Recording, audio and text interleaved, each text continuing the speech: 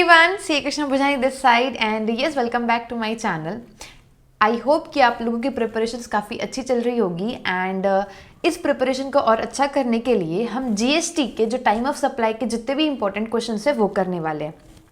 आई hope कि आप लोगों ने मेरी जो जीएसटी एक्सप्रेस बैच है उसके रिवीजन वीडियोस रेफर किए होंगे एंड आप लोगों को पसंद आए होंगे। सो टाइम ऑफ सप्लाई का जो रिवीजन है वो मैंने ऑलरेडी 2 दिन पहले ही अपलोड कर चुका है, आपको प्लेलिस्ट में मिल जाएगा।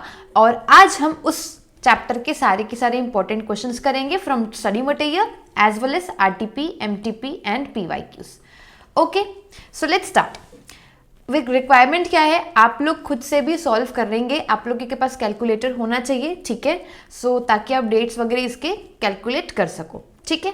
चलो नाउ फर्स्ट क्वेश्चन है, बहुत इजी है। Explain the significance of time of supply under GST. Time of supply क्यों निकालना पड़ता है, क्यों इंपॉर्टेंट है टाइम ऑफ सप्लाई निकालना, ताकि हमें पता चल सके कि किस टाइम हमारी जो टैक्स पे करने की लाइबिलिटी है वो अराइज होती है, इसीलिए। So time of supply indicates the point in time when the liability to pay tax arises, ठीक है। बट हाँ, अपने को पे कब करना होता है, ड्यू डेट में, ठीक है, by the due date, right. Okay, come to the question number 2.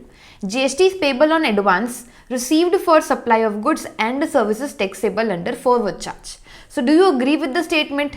मैंने आपको क्या सिखाया था कि टाइम ऑफ सप्लाई जब अपन कैलकुलेट करते हैं, ठीक है, और उसमें अपन ने जब सप्लाई ऑफ गुड्स और सप्लाई ऑफ सर्विस के बारे में पढ़ा था तो मैंने ये बताया था कि अपन गुड्स का सप्लाई जब करते हैं उस केस में अपने को जब एडवांस मिलता है वहां पर जीएसटी पेबल नहीं होता, सर्विस के केस में होता है, ठीक है, सर्विस के केस में होता है फॉरवर्ड चार्ज में।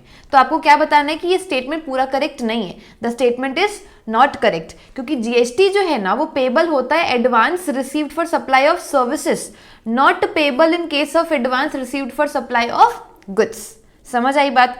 देखो एज पर सेक्शन 13 फिर time of supply of service क्या होगा फॉरवर्ड चार्ज में, तो वो आपको क्या बता देना है, टाइम बता देना है। अगर इनवॉइस टाइम पर इशू होता है उस केस में क्या होगा, date of issue of invoice और date of receipt of payment whichever is earlier. अगर इनवॉइस टाइम पर इशू नहीं होता है तो फिर time of supply of service कैसे निकालेंगे, date of provision of service और date of receipt of payment whichever is earlier. समझ आई बात, ये हो गया अपना काम। फिर आपको क्या बता देना है, गुड्स के केस में अंडर फॉरवर्ड चार्ज क्या टाइम ऑफ सप्लाई कैसे निकलता है, और आपको बता देना है कि in case of goods tax is not payable on receipt of advance payment. एकदम थ्योरेटिकल इजी सा प्रोविजन वाला क्वेश्चन है, ठीक है। Let's come to question number 3। मैं क्वेश्चन एक पूरा स्टार्टिंग से सॉल्व करके बताऊंगी, बट कुछ क्वेश्चन एकदम इजी होंगे, रिपीटेड होंगे, तो वो आप लोगों को खुद से सॉल्व करने रहेंगे, ठीक है। चलो, determine the time of supply in the following cases assuming that GST is payable under reverse charge. अभी मेरी बात ध्यान से सुनना, यहाँ तक जो भी थ्योरी क्वेश्चंस थे, बट जब आपको टाइम ऑफ सप्लाई कैलकुलेट करने बोलता है आपको ये बात ध्यान रखनी है, 3 चीजें फॉलो करनी है। सबसे पहले आपको आंसर स्टार्ट करने से पहले ही रफ में या फिर एक फॉर्मेट बना के लिख देना है, क्या कि मैम ये गुड्स का सप्लाई है कि ये सर्विस का सप्लाई है, ठीक है, ये आपको पता होना चाहिए, ठीक है। उसके बाद गुड्स पता चल गया कि ये गुड्स का है, सर्विस का है कि किसका है, आरसीएम है कि एफसीएम है, ये पता करो, ठीक है। ये दोनों पता करने के बाद आपको पता पड़ेगा ना कि 13(2) का क्वेश्चन पूछ रहा है कि 12(2) का क्वेश्चन पूछ रहा है या फिर 13(3) का क्वेश्चन पूछ रहा है कि 12(3) का क्वेश्चन पूछ रहा है, ठीक है। गुड्स में आरसीएम, गुड्स में एफसीएम, सर्विस में आरसीएम, सर्विस में एफसीएम, चारों की टाइम लिमिट्स अलग अलग है, ठीक है। फिर जो भी आपका कंक्लूजन निकलेगा उस हिसाब से टाइम लिमिट यहाँ पर आप लिख देना। समझ आई आपको बात। फिर आप क्या करना, फिल इन द ब्लैंक्स खेलना। फिल इन द ब्लैंक्स खेलना मतलब जो भी डेट्स होगी उसमें आप वो डेट फिल कर देना and which ever is earlier करके टाइम लिमिट आप निकाल सकते हो, राइट।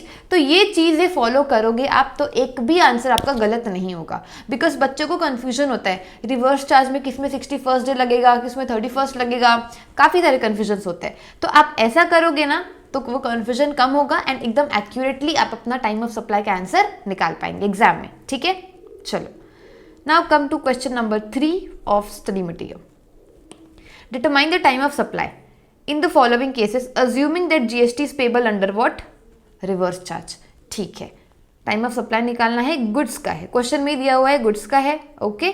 रिवर्स चार्ज है, अपने को टाइम ऑफ सप्लाई निकालना है। तो आप निकालने के पहले देखो, पहले 2 तो अपने को क्लियर है, आप टाइम लिमिट लिख लो। गुड्स के केस में क्या होता है टाइम लिमिट, और गुड्स मतलब 12(3), ठीक है, तो ए क्या होगा, date of receipt of goods, जो कि ऑलरेडी आपको गिवन है, ठीक है। फिर बी क्या होगा, date of payment, right, B होगा date of payment. And C क्या होगा, 31st day, right, 31st day from the issue of invoice, 31st day from the date of issue of invoice, from the date of issue of invoice, ठीक है। अभी इसमें अपने को fill करते जाना है, ठीक है। पहला date of receipt of goods July 1, फिर August 10 date of payment by the recipient of goods, and then date of issue of invoice by the supplier of goods. तो अपने को date of issue of invoice दिया है, इसी में से which ever is earlier नहीं करना है, ठीक है। आपको पहले निकाल के देखना है कि 31st डे जुलाई का मतलब 31st day from the date of issue of invoice. ये तो देखकर ही समझ आ रहा है कि अर्लियर तो यही होने वाला है, अर्लियर तो यही होने वाला है, बट अपने को सेफ खेलना है, ठीक है। तो एक बार फटाक से अपन निकाल लेते हैं। जून 29 अगर date of issue of invoice है तो यहां से 31st डे कैसे निकालोगे, जून का एक दिन बचा है तो एक दिन जून का, और बचे हुए 30 दिन किसके होंगे, जुलाई के, राइट। तो 30 July will be your this date, 30 July. अभी तीनों डेट में से आप अर्लियर निकाल लो, वो कितना हो जाएगा, 1 जुलाई टाइम ऑफ सप्लाई। ये इंडिपेंडेंट केसेस है, ठीक है। अभी आप लोग ये वाला निकालो, आंसर इसका कितना आएगा, ये होमवर्क, ठीक है।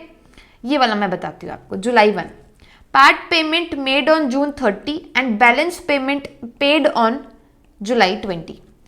अब आप देखना, क्या गुड्स के केस में जीएसटी पेबल होता है क्या, नहीं होता मैम। अब कैसे करेंगे, अब अपने को क्या करना पड़ेगा, 2 टाइम ऑफ सप्लाई निकालने पड़ेंगे, एक जिसका पेमेंट हुआ है 30 जून को और एक जिसका पेमेंट हुआ है जुलाई 20 को, ठीक है। So first time of supply अपन निकालते हैं, जिसका आंसर क्या आएगा, July 1 date of receipt of goods, और फिर डेट ऑफ पेमेंट क्या है अपना 30 जून, सो जून 30, और 31st day from the date of issue of invoice, यहां पर क्या है जून 29, मतलब that is same 30 July, okay. Whichever is earlier, earlier कौन सा है, जून 30, सो जून 30 एक टाइम ऑफ सप्लाई आ गया। अब पार्ट पेमेंट कब रिसीव हुआ है आपको, जुलाई 20, राइट। सो जुलाई 20 को जो रिसीव हुआ है उसके लिए टाइम ऑफ सप्लाई क्या निकलेगा भाई, 1 जुलाई, फिर जुलाई 20, तो 20 जुलाई और 30 जुलाई, तो इसका आंसर क्या आएगा 1 जुलाई। समझ आई बात, एक जून 30 एक टाइम ऑफ सप्लाई 1 जुलाई। Let's check the answer. देखो जून 30 फॉर पार्ट पेमेंट, कहाँ गया, जून 30 फॉर पार्ट पेमेंट है ना, और उसके बाद क्या लिखा है, and July 1 for the balance payment, and July 1 for the balance payment. इस तरीके से आपको निकालना है, कंफ्यूज नहीं होना है, कंसेप्ट क्लियर रखने। अगर अभी भी मैं बोल रही हूँ, आप लोगों ने रिवीजन लेक्चर नहीं देखा है ना, अराउंड 40 मिनट्स में शायद मैंने सारा टाइम ऑफ सप्लाई करा दिया है, ठीक है। आप चाहो तो 1.5x में भी देख सकते हो, क्लियरिटी आ जाएगी सारे कंसेप्ट्स की, रिवाइज हो जाएगा, फिर क्वेश्चंस करोगे, बेस्ट है, ठीक है। Now 4th July 5 date of receipt of goods, ठीक है। Payment is entered in the books of accounts on June 28 and debited in recipient bank account on June 30। That means payment, date of payment क्या निकलेगी, whichever is earlier, so June 28 will be the date of payment. अब यहां पर देखो जून 1 दिया है ना, अब यहां से अपने को 31st डे निकालने का है, ठीक है, 31st डे निकालने का है। तो क्या आएगा, जून 1, टोटल डेज कितने होते हैं जून में, 30 जून होता है, ठीक है, 30 डेज होते हैं, 30 - 1 तो टोटल 29 डेज जून के, एंड उसके बाद क्या होगा, जुलाई 1st एंड 2nd, क्योंकि 31st चाहिए, right. So 2nd July will be your answer of this date, okay. अब अपने को क्या निकालना है, विच एवर इज अर्लियर निकालना है। सो जुलाई 5, जून 28 और 2nd जुलाई, विच एवर इज अर्लियर, तो यहां पर आंसर क्या आ जाएगा आपका, June 28 will be your answer. देखो yes, June 28 will be your answer, सही है अपना, June 28 will be your answer, यही लिखा है। July 5, okay. Date of issue of invoice यहाँ पर जून 1 दिया हुआ है, फिर 30 डेज मतलब 31st डे क्या होगा, जुलाई 20 होगा, जुलाई 2 होगा। सो जून 28 जब पेमेंट एंटर होता है बुक्स ऑफ अकाउंट्स में, विच एवर इज अर्लियर वाली बात है यहाँ पर, समझ आई, पक्का, ठीक है। इतना डिटेल में मैं पहला क्वेश्चन इसलिए करा है ताकि आगे के क्वेश्चन में थोड़ा स्पीड अप वे में करा पाऊँ, ठीक है। ये आपका होमवर्क रहेगा और ये भी आपका होमवर्क रहेगा। टिपिकल चीज़ें मैंने आपको सारी बता रखी है, स्टेप्स बस याद रखना आप लोग, ठीक है। गुड्स है कि सर्विस है, आरसीएम है कि एफसीएम है, फिर आपको क्या लिखने पड़ेंगे, जो टाइमलाइन होती है ना टाइम ऑफ सप्लाई की, वो लिखनी है, फिर आपको फिल इन द ब्लैंक्स खेलना है बस, ठीक। देखो मेरा कंसेप्ट ऐसा है कि जितना सिंप्लीफाई हो सके बच्चों को वैसे समझाओ, ठीक है। ज़्यादा क्या बोलना चाहिए, बहुत सारे अगर मैं आपके पास कलरफुल चार्ट्स ले आऊँगी, ये ले आऊँगी, वो ले आऊँगी, तो हो सकता है कि उसमें कन्फ्यूजन ज़्यादा होता है और रिटेंशन कम होता है। अपन ऐसा पढ़ रहे कि मैं आपको सामने पढ़ा रही हूँ, अपन ग्रुप स्टडी कर रहे, डिस्कशंस करके पढ़ रहे।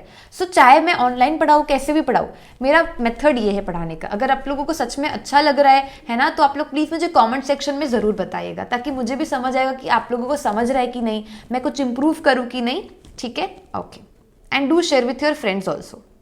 Okay, question number 4 is your homework, because ये इजी है। जैसे अपन ने ऊपर जो क्वेश्चन सॉल्व किया था ना, वही है, क्योंकि रिवर्स चार्ज की बात है और गुड्स की बात है, सेम है, ठीक है। डन।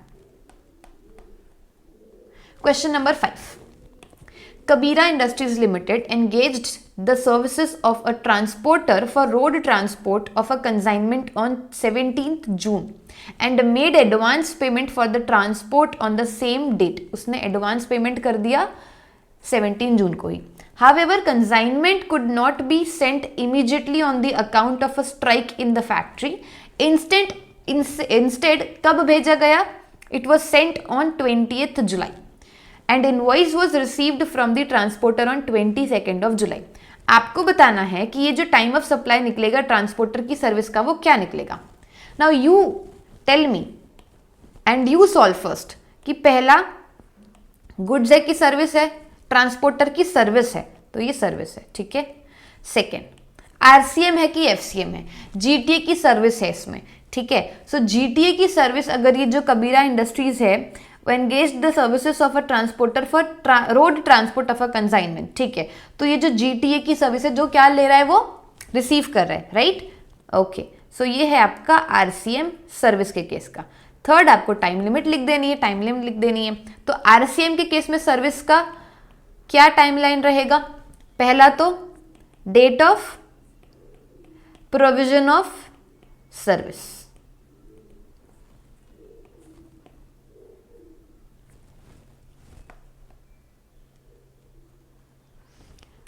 हाँ जी। तो टाइम लिमिट क्या रहेगा? डेट ऑफ पेमेंट,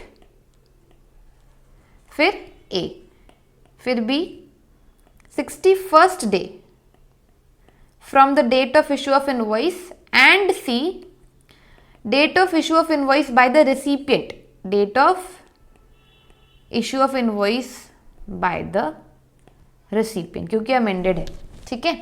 अब आप लोग मुझे बताते जाओ। डेट ऑफ पेमेंट, पेमेंट कब हो रखा है? एडवांस पेमेंट फॉर द, अभी सर्विस है, सर्विस के केस में एडवांस में जीएसटी लगता है, तो एक ही साथ अपन निकालेंगे, इसमें अलग अलग नहीं निकालना है, ठीक है। सो डेट ऑफ पेमेंट क्या हो जाएगा? 17th जून हो जाएगा, ठीक है। अभी 61st day from the date of issue of invoice, तो यहाँ पर इनवॉइस कब रिसीव हो रखा है? देखो, invoice was received from the transporter on 22nd, okay, 22nd को इनवॉइस रिसीव हुआ है। डन। यहाँ से 61st डे आपको निकालना है, तो आप बताओ, आप निकालो पहले एंड देन चेक करना, पॉज कर लो वीडियो को। 22nd डे से आपको 61st डे तक निकालना है, ठीक है। 22nd डे ऑफ जुलाई, जुलाई में कितने दिन होते हैं? 31, 31 माइनस 22 कितना होगा आपका? 9। सो 9 डेज ऑफ क्या हो गए आपके? जुलाई। अगस्त के आप कितने ले लोगे? ये जुलाई का हो गया, अगस्त के 31, ठीक है, जुलाई अगस्त। फिर ये कितना हो गया? 31, ओके। तो अगर आप देखोगे तो 61 चाहिए अपने को, राइट। सो 61 माइनस सितंबर में 21 डेज लगेंगे अपने को। देखो ऐसे निकालना होता है, मैं धीरे धीरे इसलिए बता रही हूँ ताकि आप लोग जो जिस स्टूडेंट्स को नहीं समझता, थोड़ा कन्फ्यूजन होता है, तो उनको समझ जाए। जिनको आता है अच्छी बात है, जिनको नहीं आता अब आ गया होगा, ठीक है। तो 61st डे आपको निकालना है 22nd जुलाई से। सो 31 जुलाई के दिन होते, 31 माइनस अगर आप 22 करोगे तो कितने दिन बचते? जुलाई में 9 दिन बचे। उसके बाद अगस्त में 31 डेज है, 31 डेज होते हैं अगस्त में, फिर सितंबर में अपन 21 डेज अगर लेते हैं तो ये टोटल कितना हो जाएगा आपका 61। डन। तो 21 सितंबर ये है, 21 सितंबर जो है वो 61st डे है from the date of issue of invoice. Done. उसके बाद date of issue of invoice जो है वो यहाँ पर मेंशन नहीं है, कोई बात नहीं, इधर अपन क्या कर देंगे विच एवर इज अर्लियर निकाल लेंगे। सो दोनों में से विच एवर इज अर्लियर क्या है, obviously 17 June will be your answer. देखो 17 June will be your answer, ठीक है। Date of payment precedes 61st day from the date of issue of invoice by the supplier of service, hence the date of payment that is 17 June will be, obviously अगर आप ये भी देखोगे कि 61st day from the date of issue of invoice, invoice कब issue हो रहा है 22 जुलाई को, उसके पहले की बात है क्या बोलना चाहिए 17 जून। तो अगर आप दिमाग भी लगाओगे तो आपको इतना कैलकुलेट करने की भी नीड नहीं है, बट हाँ मेरे को 61st डे वाला आपको कैलकुलेट करके बताना था, सो आई टॉट टू यू, ठीक है। बट थोड़ा सा एप्लीकेशन भी लगाना है कि अरे भाई 20 जुलाई के पहले ही आपका पेमेंट का डेट है, तो विच एवर अर्लियर में तो पेमेंट की डेट ही पहले आएगी ना। डन। और आप लोग ये सीख चुके हो 61st डे निकालना, तो मैं इसके बाद इतना डिटेल में कैलकुलेशन नहीं बताऊंगी, ठीक है। Done. Now question number 6th, Raju Private Limited receives the order and advance payment on 5th January for carrying out an architectural design job. It delivers the designs on 23rd of April by deliver कब किया design 23rd of April को। By oversight no invoice is issued at that time. Okay, invoice तो issue करना वो भूल गया, and it is issued much later after the expiry of prescribed period. अच्छा, for the issue of invoice. अब आप देखो कि मैंने क्या बताया था सर्विस के केस में, पहले आपको देखना है ये सर्विस है और ये FCM या RCM तो नहीं है, ठीक है। तो सर्विस के केस में you have to check whether the invoice is issued on time or not. If the invoice is not issued on time तो उस केस में क्या अपन टाइम ऑफ सप्लाई कैसे निकालते हैं, date of provision of service और date of receipt of payment whichever is earlier. समझ आई बात। तो यहाँ पर क्योंकि क्या नहीं दिया हुआ है, इनवॉइस की डेट ही नहीं दी हुई है, तो प्रोविजन ऑफ सर्विस क्या रहेगी आपकी 23rd ऑफ अप्रैल और पेमेंट की डेट क्या रहेगी आपकी 5th ऑफ जनवरी। तो दोनों में से अर्लियर क्या है, दोनों में से अर्लियर जनवरी है, तो जनवरी 5th January will be the time of supply of the service. Understood or not clear? Okay. Question number 7, investigation shows that 150 cartons of ceramic capacitors were dispatched on 22nd of August but no invoice was raised and the transaction dispatch of cartoon were not entered in the accounts। Accounts में भी enter नहीं किए गए हैं, ठीक है, और dispatch हो चुका है 2 अगस्त को, इनवॉइस इशू नहीं किया गया and there was no evidence of receipt of payment. अब आप बताओ कि इस केस में what is the time of supply of 150 cartoon for the purpose of the payment of tax. यहाँ पर आपको क्या बताना है, सबसे पहले तो गुड्स का बात है, ठीक है, और FCM का बात है, राइट। गुड्स का बात है और FCM का बात है। अब आप एक बात बताओ मुझे कि 12/2 supply of goods in case of FCM, ठीक है। अब इसमें टाइम ऑफ सप्लाई क्या होता है, date of issue of invoice और last date of issue of invoice, right, last date of issue of invoice. अभी डेट ऑफ इनवॉइस तो अपने को मालूम नहीं, last date of issue of invoice क्या हो सकता है, मैंने आपको सिखाया था गुड्स के केस में ऑन और before the date of removal of that goods, ठीक है। तो रिमूवल की डेट तो पता है ना आपको 2 अगस्त है, तो आंसर क्या रहेगा इसका, विच एवर इज अर्लियर होता है, ये डेट नहीं पता तो यही होगा ना, विच एवर इज अर्लियर में टाइम ऑफ सप्लाई क्या होगा 2 अगस्त होगा। ये अच्छा क्वेश्चन है। कई बार ना इसमें बच्चे बोलते हैं कि इस वक्त टाइम ऑफ सप्लाई निकालना पॉसिबल ही नहीं क्योंकि डेट से गिवन नहीं है। आप इसीलिए मैंने बोला टाइम लिमिट लिख लिया करो, टाइम लिमिट लिखोगे तो खुद ब खुद दिमाग चलेगा, ठीक है। Now as per the notification number this, a registered person excluding लिख देना कि कंपोजिशन वाले हैं और स्पेसिफाइड एक्शनेबल क्लेमर है, उनके अलावा GST on outward supply of goods at the time of supply specified in section 12(2)(a that is date of issue of invoice और last date on which invoice ought to have been issued. उस case में क्या हो जाएगा आपका, देखो यहाँ पर आपके पास इनवॉइस इशू हुआ नहीं है, ठीक है, तो टाइम ऑफ सप्लाई क्या होगा, will be the last day on which invoice is required to be issued, that is what 2 August will be the time of supply. Done done. Question number 8. An order is placed on Ram and Company on 18th August for supply of a consignment of customized shoes. एक order place किया गया Ram and company में किस दिन, 18th अगस्त को। क्या करने के लिए? For supply of consignment of customised shoes. Ram and company gets the consignment ready and informs the customer and issues the invoices on 2 December. Ready है कंसाइनमेंट, कस्टमर को इन्फॉर्म कर दिया, इनवॉइस इशू कर दिया, कौन सी डेट को? 2 दिसंबर को। कस्टमर कलेक्ट करता है consignment from the premises of Ram and company on 7th December. Okay, 7 दिसंबर को वो कलेक्ट कर लेता है। Electronically transfers the payment on the same date, ठीक है, which is entered. Same date transfer कर देता है पेमेंट और एंटर्ड करता है बुक्स ऑफ अकाउंट्स में कब? 8th दिसंबर को। तो आप ध्यान रखना 7 दिसंबर जो है उस दिन उसका पेमेंट डेबिट हो जाता है, ठीक है, मतलब पेमेंट कर देता है उसको 7 दिसंबर को। What is the time of supply of the shoes for the purpose of payment of tax? अब इसका आंसर आप ही लोग बता देना, बहुत इजी सा है, बस आपको पता लगाना है गुड्स है कि सर्विस है, एफसीएम है कि आरसीएम है, और टाइम लिमिट लिख लो।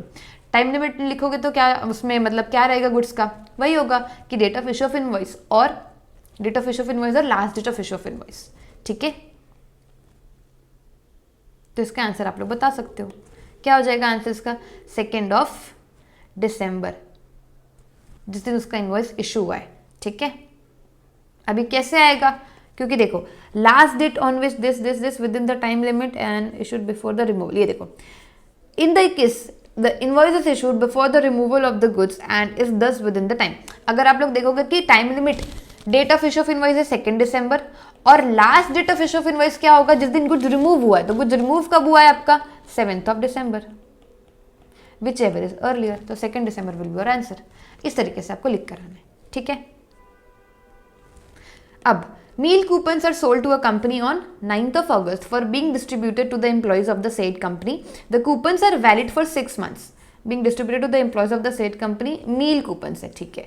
Coupons are valid for 6 months and can be used against purchase of food items. बता दिया गया कि आप इससे सिर्फ फूड आइटम्स ही खरीद सकते हो और कुछ नहीं, ठीक है। So employees use them in various stores for purchases of various edible items on different dates throughout the 6 months. What is the time of supply of the coupon? तो यहाँ पर आपको टाइम ऑफ सप्लाई क्या रहेगा बेटा?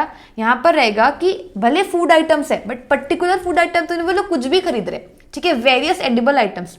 अब मैंने आपको वाउचर के केस में बताया था कि आपको एकदम पता है कि आपका ये कूपन किसके अगेंस्ट है, ठीक है, आप इससे क्या खरीद सकते हो, वो अगर आपको डिटरमाइनेबल है तो उस केस में date of issue of voucher ही क्या हो जाएगा? आपका टाइम ऑफ सप्लाई हो जाएगा, ठीक है। बट आपको नहीं पता, इट इज नॉट आइडेंटिफाइबल, तो उस केस में date of redemption of voucher will be your time of supply. समझ आती है क्या आपको बात? तो as the coupons can be used for variety of food items which are taxed at different rates. तो supply cannot be identified at the time of purchase of the coupon. तब तो नहीं पता कि अपन क्या क्या खरीदने वाले है ना, या फिर सामने वाला क्या क्या खरीदेगा हमसे। So therefore the time of supply of the coupon is the date of their redemption. I hope you got it, okay. Now question number 10. A firm of advocates issues invoice for services to ABC Limited on 17th Feb. ठीक है, invoice issue किया जा रहा है service के regarding कब? 17th Feb को। Payment is contested by ABC Limited on the ground that on account of negligence of the firm, company's case was dismissed by the court for non-appearance, which necessitated further appearance for which the firm is billing the company. Payment थोड़ा delay हो चुका है, ठीक है। The dispute drags on and finally payment कब किया गया? 3rd नवंबर को। तो अब आपको क्या बताना है? टाइम ऑफ सप्लाई क्या रहेगा इस लीगल सर्विस के लिए? सबसे पहली बात सर्विस का केस है, दूसरी बात ये आरसीएम का केस है, और तीसरा आपको टाइम लिमिट बताना है। आरसीएम के केस में क्या होता है? Date of payment 61st day from the date of issue of invoice and date of issue of invoice by the recipient in case where invoice is to be issued by the recipient, ठीक है। सो आपको क्या बताना है? Date of payment क्या है? 3rd नवंबर है, और date of issue of invoice से यहाँ से आपको कितना निकालना है? 61st डे, ठीक है। तो 61st डे निकालना रहेगा, तो आपको मैंने सिखा चुका है, आप एक बार कैलकुलेट करना 61st डे कितना होने वाला है। 61st डे जो है वो है ना,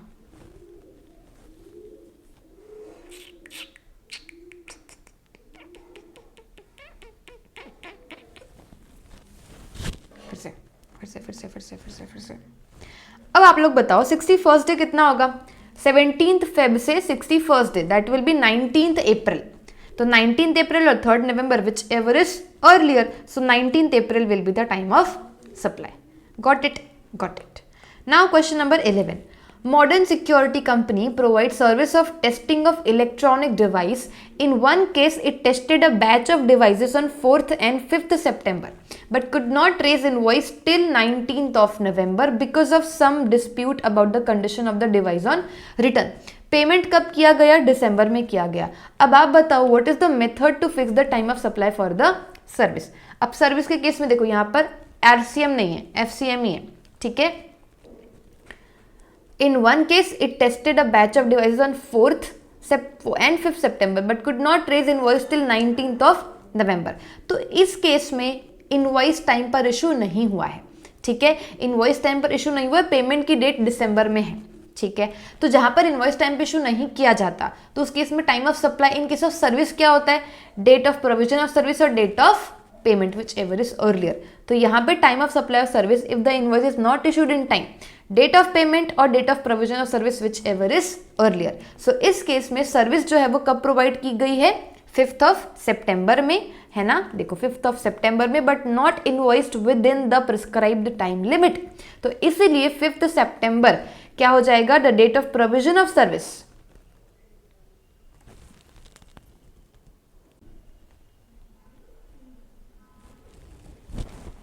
ओके, सो इस केस में क्या रहेगा? Time of supply. अगर इनवॉइस यहाँ पे आपका टाइम में इशू नहीं हुआ है तो आपका टाइम ऑफ सप्लाई क्या होगा? डेट ऑफ पेमेंट और date of provision of service whichever is earlier. ठीक है, so in this case service कब प्रोवाइड किया गया है सर?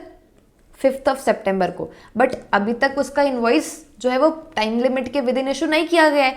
तो इसीलिए 5th सितंबर जो date of provision of service है वो डेट ऑफ पेमेंट से पहले है. दिसंबर में पेमेंट हो रहा है, आप सितंबर में सर्विस दे रहे हो, तो इसीलिए सर्विस की जो डेट है 5 सितंबर will be your time of supply. Done. Question number 12. XYZ company, a firm of chartered accountants issued invoice for services rendered to Mr. A. कब इनवॉइस इशू किया गया? 7th ऑफ सितंबर को. ओके, 7th ऑफ सितंबर को invoice issue किया गया. आपको क्या determine करना है? Time of supply in the following independent cases. ठीक है, इनवॉइस इशू की डेट आपके पास ऑलरेडी है. इंडिपेंडेंट केसेस है. पहला, सबसे पहली बात, प्रोविजन ऑफ सर्विस कंप्लीट कब हुआ है? 1st ऑफ अगस्त को. पेमेंट कब रिसीव हुआ है? 28th ऑफ सितंबर को. तो ये सर्विस का केस है, ये एफसीएम है ना. और सर्विस अगर कंप्लीट होता है 1st अगस्त को तो आपको 1st सितंबर तक, that is with in 30 days आपको क्या कर देना चाहिए? इनवॉइस इशू कर देना चाहिए. बट इनवॉइस कब इशू हुआ है? 7th ऑफ सितंबर को. तो क्या विद इन टाइम इशू हुआ है? क्या विद इन टाइम इशू नहीं हुआ है. तो इसलिए date of provision of service और date of payment whichever is earlier. तो क्या हो जाएगा सर यहाँ पर? Answer will be 1st of August whichever is earlier. ठीक है, देखो 1st of August since the invoice is not issued within 30 days of supply of service. इस तरीके से आपको आंसर लिख देना है. ठीक है, तो ऐसे जब क्वेश्चंस आते हैं ना, इंडिपेंडेंट केसेस बट प्रोविजन सबका सेम है, प्रोविजन सब में time of supply of service आएगा अंडर फॉरवर्ड चार्ज, तो वो आपको पहले प्रोविजन एक्सप्लेन कर दो एंड बाद में क्या बताते जाओ? आंसर बताते जाओ. बाकी मैं आपको लोगों को होमवर्क देना चाहती हूँ क्योंकि ऑलमोस्ट सब सिमिलर चीजें हैं, आप लोग बता दोगे. ठीक है ना. मेसर्स प्रणव एसोसिएट्स एक पार्टनरशिप फर्म है, प्रोवाइडेड रिकवरी एजेंट की सर्विस. किसको? न्यूट्रॉन क्रेडिट्स लिमिटेड, एक नॉन बैंकिंग फाइनेंशियल कंपनी. मैंने जब आपको आरसीएम का चैप्टर रिवाइज करवाया था, उसके क्वेश्चंस भी करवाए थे, तो मैंने आपको क्या समझाया था? अगर रिकवरी एजेंट की सर्विस दी जाती है किसी भी बैंकिंग कंपनी, फाइनेंशियल इंस्टीट्यूशन या फिर एनबीएफसी को, तो आरसीएम लगेगा. इसमें वैसा ही हो रहा है. तो ये आरसीएम की सर्विस हो गई. ठीक है.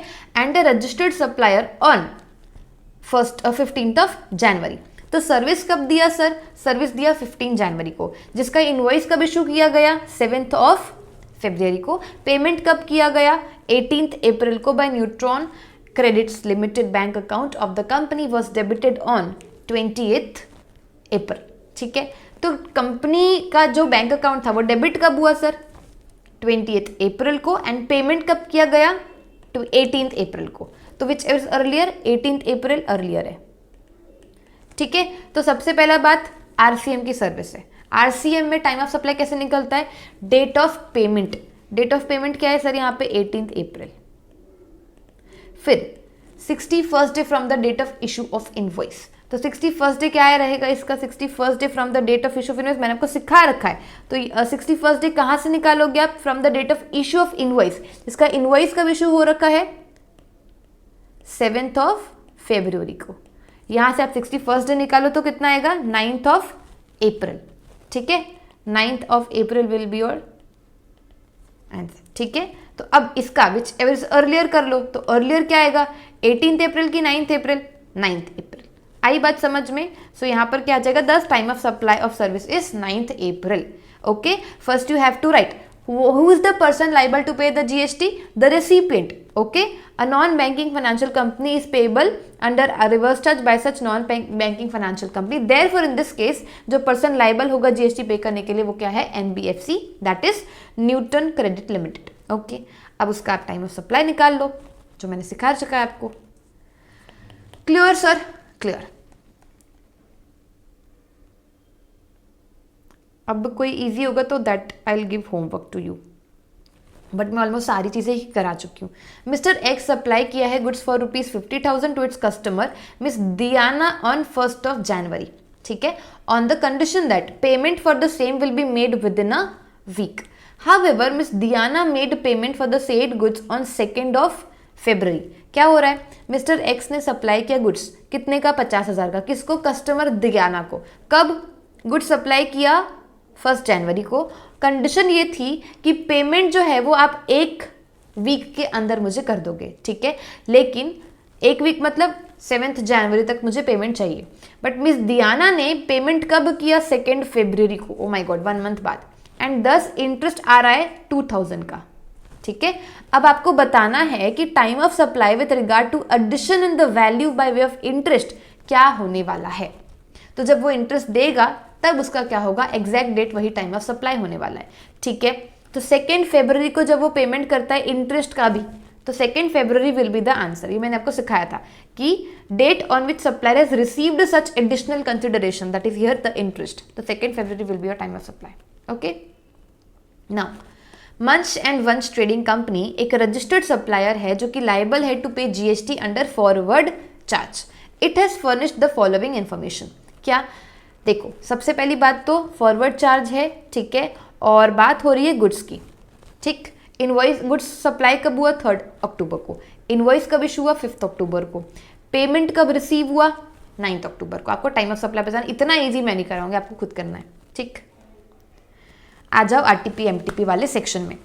चंपक लिमिटेड ने क्या अवेल किया, लीगल सर्विस अवेल की है। फर्म ने इनवॉइस कब इशू किया है, 17th फेब को इशू किया है। नॉट हैप्पी, ये वाले मैं ऑलरेडी मैंने स्टडी मेट में भी करवा चुका है, जिसका सेम क्वेश्चन MTP सितंबर 24 में आया था। ठीक है, सो मैंने जब इतना सारा करवा चुका है तो अब इतने सारे क्वेश्चंस अपन ने हर टाइप के क्वेश्चंस करे।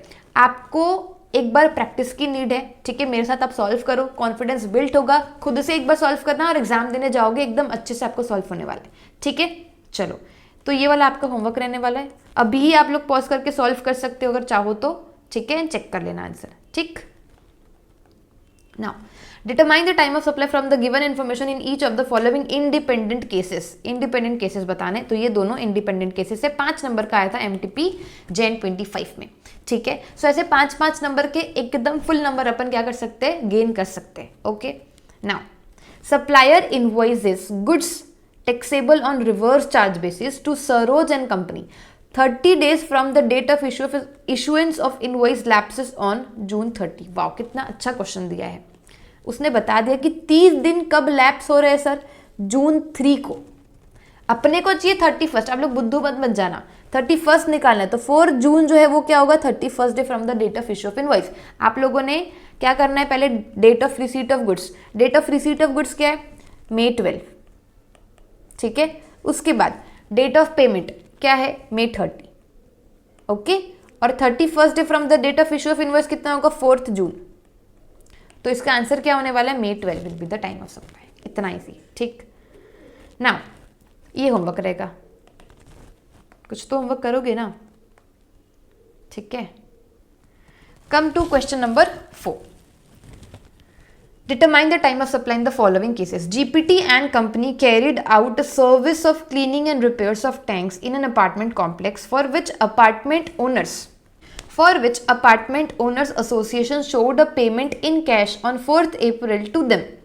तो यहाँ पर क्या हो रहा है, जीपीटीएन कंपनी ये सर्विस दे रही है कौन सी, service and of cleaning and repairs, ठीक है। For which apartment owners association showed a payment in cash on 4th of April। Payment कब किया जा रहा है, 4th April को, to them against the work of this description. The dates of the work are not clear from the records of GPTN company।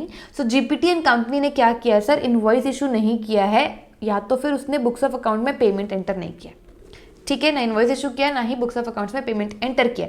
सो ये बड़ा important है, इसको आप LDR भी मार्क कर सकते हो, ये बहुत इंपॉर्टेंट पॉइंट है। इसमें किसी को पता नहीं समझ आ गया होगा, नहीं आया होगा तो देखो क्या लिखा है, FCM का केस है, प्लेस ऑफ, तो फिर क्या हो जाएगा, प्रोविजन ऑफ सर्विस और डेट ऑफ पेमेंट, ठीक है। क्या आपका इनवॉइस टाइम पे इशू हुआ है क्या, नहीं, इनवॉइस भी टाइम पे इशू नहीं हुआ है, ठीक है ना। आपको पेमेंट की डेट दी हुई है, डेट ऑफ पेमेंट भी नहीं दिया है, और क्या नहीं दिया है, date of provision of service भी नहीं दिया है, date of provision of service भी नहीं दिया है। मैंने क्या सिखाया था, जब ऐसा कुछ नहीं दिया होता तो फिर किसकी हेल्प लेते हैं अपन, तो फिर क्या निकालते हैं, जिस दिन रेसिपिएंट ने अपनी बुक्स ऑफ अकाउंट्स में एंट्री किया है ना, वो डेट ही क्या मान ली जाएगी, टाइम ऑफ सप्लाई मान ली जाएगी। समझ आई बात, ये मैंने आपको बताया था प्रोविजंस में। तो पहले आप क्या प्रोविजन लिखोगे, पहला केस, तो पहले आपको बताना है कि टाइम ऑफ सप्लाई कैसे निकाला जाता है, ठीक है। देखो, in case where above 2 cases do not apply, तो आपको कैसे निकालना है, the date on which recipient shows the receipt और service in his books of accounts. तो इस केस में क्या लिया है, neither the invoice has been issued nor the date of provision of services available. So date of receipt of payment in the books of the supplier is also not available, वो भी available नहीं है। Therefore time of supply क्या हो जाएगा sir, will be the date on which recipient of service shows receipt of the service in his books of accounts, and that is what, 4th of April। क्या लिखा है, showed a payment in cash to them against work of this description. I hope that this point is clear to you. Okay? Okay. Now let's do the second question. Gas is supplied by a pipeline to the recipient and the supply is to be made for a period of 1 year. Monthly payments are to be made by the recipient as per the contract. Payment कितना होने वाला है, 2 lakh per month on August 5 and September 5 respectively, ठीक है। अभी ये मैंने आपको बताया था कि ये किस टाइप का सप्लाई है जो कंटिन्यूस बेसिस पे प्रोवाइड किया जा रहा है, it's a continuous supply of goods. जो गैस पाइपलाइन है ना सर, जो गैस सप्लाई किया जा रहा है आपको by a pipeline, so this is the continuous supply of goods, okay, continuous supply of goods. अभी मैंने आपको टाइम ऑफ सप्लाई के प्रोविजंस में बताया था कि कंटिन्यूस सप्लाई ऑफ गुड्स के केस में आपको कब क्या करना है, इनवॉइस इशू करना है, और आपका टाइम ऑफ सप्लाई क्या रहने वाला है, ठीक है। सो क्या रहने वाला है आपका टाइम ऑफ सप्लाई, देखिए, एक registered person excluding composition and registered person making supply of specified actionable claim has to pay GST on the outward supply of goods at the time of supply as specified in section 12(2)(a)। कितना time of supply क्या रहने वाला है उनका, date of issue of invoice और last date on which invoice ought to have been issued, ठीक है। अभी एज पर सेक्शन 31 आपका कंटिन्यूस सप्लाई ऑफ गुड्स के केस में टाइम ऑफ सप्लाई और इनवॉइस कब इशू किया जाता है। सबसे पहले अपने को ये देखना है कि लास्ट डेट ऑफ इनवॉइस क्या होना चाहिए। तो इनवॉइस कब तक इशू हो सकता है, where successive statement of accounts और सक्सेसिव पेमेंट्स आर इन्वॉल्व्ड, जहां पर सक्सेसिव स्टेटमेंट ऑफ अकाउंट्स या फिर सक्सेसिव पेमेंट इन्वॉल्व है। तो इनवॉइस कब तक इशू करना रहेगा सर आपको, इनवॉइस इज इशूड बिफोर और eight the time of each such statement is issued और ईच पेमेंट इज रिसीव्ड।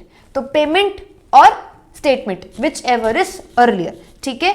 तो यहां पर अगर आप देखोगे कि आपका पेमेंट कब कब हो रहा है, 5 जुलाई, 5 अगस्त और सितंबर 5 को, ठीक है। So therefore invoice should be issued for 2 lakhs each on or before July 5 2 lakh के लिए, फिर on or before 5 August, फिर on or before 5 September when monthly payments of 2 lakh are received. Thus, assuming that invoice is issued on July 5, August 5 and September 5, time of supply for the purpose of payment will be what, July 5, August 5 and September 5 respectively for goods valued at rupees 2 lakhs each. I hope you got this point. ध्यान रखना, आपको पता होना चाहिए continuous supply of goods क्या है और continuous supply of service क्या है। ठीक है, सर्विस के केस में इनवॉइस डेट इशू करने की डेट्स अलग होती है और गुड्स के केस में इनवॉइस इशू करने की डेट अलग होती है। तो आपकी ये डेट्स मिक्स नहीं होनी चाहिए। ठीक है, तो आपको दोनों का बाइफर्केशन पता होना चाहिए। ओके बच्चों, डन, ये भी डन अपना। आ जाओ क्वेश्चन नंबर 5 में। ये आपका है question continuous supply of goods का। ठीक है, और ये जो मैं क्वेश्चन अभी कराऊंगी ये है आपका कंटिन्यूअस सप्लाई ऑफ सर्विस का। ठीक है, चलो आओ पढ़ते हैं। आरकेटी केयरटेकर्स एक रजिस्टर्ड पर्सन है जो क्या प्रोवाइड करता है, service of repair and maintenance of electrical appliances.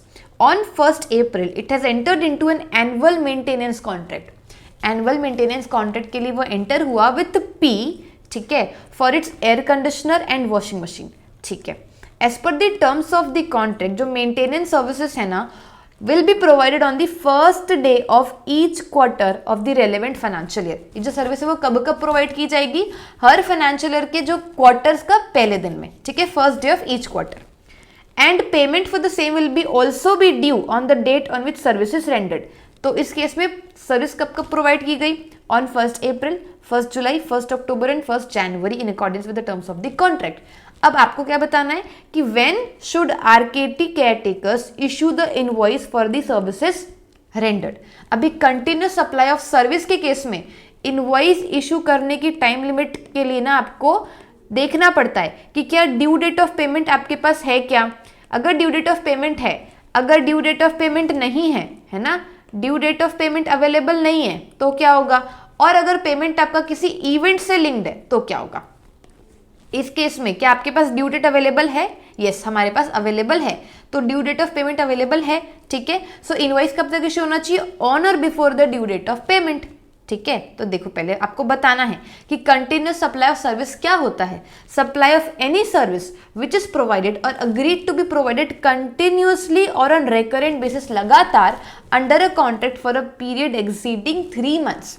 3 month से ज्यादा कोई भी सर्विस अगर कंटिन्यूसली प्रोवाइड की जा रही है तो उसको अपन क्या बोलेंगे, कंटिन्यूस सप्लाई ऑफ सर्विस बोलेंगे। Therefore in the given case, given situation, continuous supply of service as repair and maintenance service has been provided by RKT caterers, ठीक है, caretakers on a quarterly basis under a contract for a period of 1 year। Obviously 3 month से ज्यादा है। ठीक है, तो due date of पेमेंट असर्टेनेबल है ना, तो इस केस में इनवॉइस कब कब इशू हो जाना चाहिए, ऑन और before due date of payment, that is on और before the due date, that is 1st April, 1st July and 1st October and 1st January। So ये था आपका कंटिन्यूस सप्लाई ऑफ सर्विस का question. ठीक है, अभी आ जाओ क्वेश्चन नंबर 6 में। ये क्लैरिफिकेशन मैंने बताया था आपको NHAI वाला, ये भी कंटिन्यूस सप्लाई ऑफ सर्विस का ही केस था। ठीक है, CBIC has issued a recent clarification on time of supply in respect of supply of services of construction of road and maintenance thereof of national highway projects of national Highway Authority of India in hybrid annuity model. आपको ये clarification discuss करना है। ये कब पूछा था sir, past year जनवरी 25 के attempt में ये क्वेश्चन पूछा गया था। ठीक है, चलो now since in HAM model of NHAI periodical payments are spread over the contract period in the form of instalments. यहाँ पर पीरियोडिकल पेमेंट स्प्रेड है, ये पूरा आपको क्लैरिफिकेशन मैंने रिवीजन में एक्सप्लेन किया है, नहीं पता तो वो जाकर देख कर आओ। ठीक है, it has been clarified by CBIC vide circular कि जो time of supply of services है under HAM contract including construction and operation and maintenance portion, it should be what. देखो यहाँ पर आपको रोड बनाने का कॉन्ट्रैक्ट भी मिलता है, साथ में ऑपरेशन और मेंटेनेंस करने का भी सर्विस आपको देना पड़ता है continuously which is spread over the years. तो ये वाला जो चीज है ना, that is what your continuous supply of service. ठीक है, सो यहाँ पर आपको बताना है कि टाइम ऑफ सप्लाई क्या रहने वाला है। तो टाइम ऑफ सप्लाई आपको कैसे निकालना है, सर्विस के केस में अगर in case where invoice is issued on or before the specified date, that is due date of payment or the date of completion of the event specified in the contract as applicable। मतलब invoice अगर time पर issue हुआ है तो फिर date of issue of invoice और date of receipt of payment whichever is earlier. लेकिन अगर आपका इनवॉइस टाइम पर इशू नहीं हुआ है तो सेम कब तक होगा आपका, date of provision of service और date of receipt of payment whichever is earlier. समझ आ गई बात? Okay, this way your each and every questions discussed. ठीक है, मैंने आई थिंक होमवर्क तो बहुत ही कम दिया है, बाकी मैंने ऑलमोस्ट सारी चीजें आप लोगों को करवा चुकी है। ठीक है, सो आई होप कि आपको ये सेशन में मजा आया होगा। ठीक है, मजा आया होगा। आप लोग प्लीज मुझे कमेंट सेक्शन में बताइएगा कि we will score 45 plus in GST, ऐसा आप लोग लिख कर जाओगे, ठीक है। 45 प्लस अपने को जीएसटी में चाहिए। मैं आप लोगों को सारे रिवीजन लेक्चर्स प्रोवाइड कर रही हूँ free of cost, detailed revision, ठीक है। एंड साथ में सारे के सारे मैं क्वेश्चंस करवा रही हूँ, ओके। एक दो दिन में मैं केस सिनेरियोस और आरटीपी एमटीपी के वीडियोस भी अपलोड करना स्टार्ट करूंगी। सो अभी तक अगर सब्सक्राइब किए बिना देख रहे हो तो पाप लगेगा, मैं बता रही हूँ, ठीक है। सो सब्सक्राइब कर लो, अपने फ्रेंड्स लोगों के साथ शेयर करना। कोई भी डाउट तो do ask me in the comment section, और आप लोग मेरा टेलीग्राम चैनल भी ज्वाइन कर सकते हो। नोट्स बाय करने हैं अगर, चाहे मेरी वो क्वेश्चन बैंक हो, चाहे मेरे जीएसटी के सार नोट्स है, वो आप लोगों ने रिविजन लेक्चर पे देखे होंगे, और इसकी 3 पीडीएफ्स, 3 चैप्टर्स की पीडीएफ मैंने फ्रीली अवेलेबल किए हैं टेलीग्राम पे, एक बार चेक करना। बहुत ही सिंप्लीफाइड मैनर पे बनाए हैं, बहुत ज्यादा कोई तामझाम नहीं है, बट हाँ आपके दिमाग में एकदम फिट हो जाएगी कंसेप्ट, ऐसा मैंने नोट्स बनाए, ठीक है। सो चाहिए तो do fill the Google form given in the description box. Okay, bye bye, take care, and मिलते हैं नेक्स्ट लेक्चर पे। Till then all the best.